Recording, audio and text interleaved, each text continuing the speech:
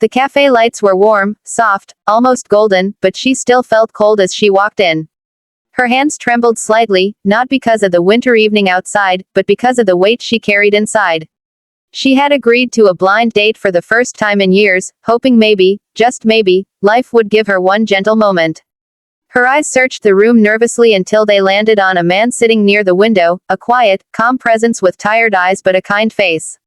A single father, as she had been told. She took a deep breath and walked toward him. He stood up politely, offering a small smile, the kind that said he hadn't expected much from tonight but wanted to try anyway.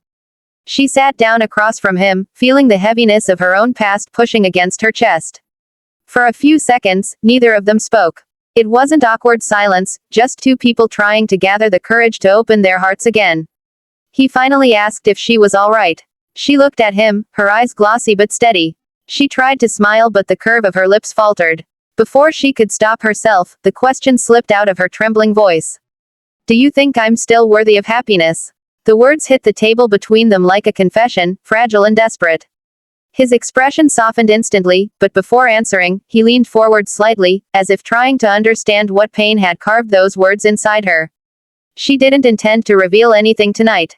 She planned to keep things light, simple, casual. But the moment she saw the gentleness in his eyes, the walls she had built for years began to crack. She told him she wasn't always this fragile. Once, she believed in love, believed in dreams. But life hadn't been kind. Her last relationship broke more than her heart, it broke her confidence, her trust, her belief that she deserved joy. She had been told she was too emotional, too damaged, too much.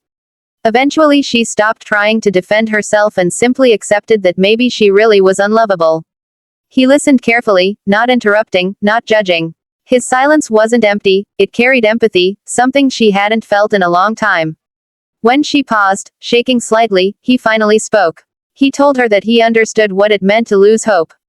Years ago, his wife had passed away suddenly, leaving him alone with a newborn daughter. Overnight, his entire world collapsed. Grief turned him into a shell of himself. For months, he believed he had failed his child before even beginning, because how could a broken man raise someone whole? But then one day, his daughter smiled at him, innocent, pure, untouched by the storm that had destroyed him. That small smile reminded him that even broken hearts deserve healing. Even wounded souls deserve love. Everyone deserves a second chance at life, at happiness, at hope. She listened, holding her breath, her chest tightening at the honesty in his words. He wasn't pretending, wasn't offering dramatic comfort, he was sharing his truth. And through his truth, she saw a reflection of her own pain. He told her that the world often teaches wounded people to feel guilty for asking for happiness. But the truth is simple, pain does not cancel someone's right to joy.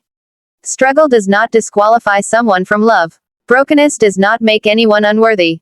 Her eyes filled silently, but this time, the tears didn't carry shame. They carried release. She had been trapped inside her fears for so long that she forgot what kindness felt like. And here he was, a quiet man with his own wounds, telling her gently that she had every right to smile again. She asked him how he found the strength to move forward. He said he didn't find it instantly. It came slowly, in small pieces, through late nights, through patience, through mistakes, through showing up for his daughter even on the days when he felt empty. Healing wasn't a single moment, it was dozens of tiny ones. And tonight, sitting across from her, he believed another moment of healing had arrived, not just for himself, but maybe for her too. He looked at her with sincerity that felt warm and steady. He told her that happiness is not something a person must earn by being perfect. Happiness is a right, not a reward. She looked down, overwhelmed, feeling her breath shake as she tried to absorb his words. She wondered how someone who barely knew her could speak to her soul more gently than anyone ever had. The cafe around them buzzed quietly, but inside their small world, everything felt still. She felt something loosen inside her chest, something heavy she had been carrying for years.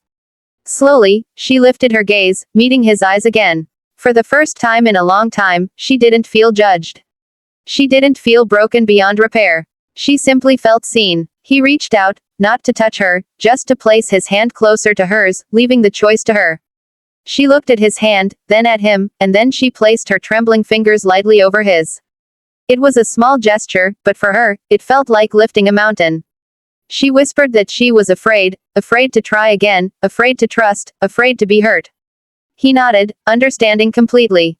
Fear was natural. Pain was natural. But still, he told her, she deserved a place where she wasn't afraid all the time. She deserved someone who would treat her gently, not because she was fragile, but because everyone deserves gentleness. She deserved joy that didn't make her feel guilty, love that didn't make her feel small, and a life that didn't punish her for being human. The night grew quieter outside, and inside the cafe, the warmth finally settled over her like a soft blanket. She realized something she never allowed herself to believe. Maybe happiness wasn't something she needed to beg for. Maybe it was something she could walk toward, slowly, cautiously, but willingly. The single father smiled at her, a calm, steady smile that didn't promise perfection, but promised honesty.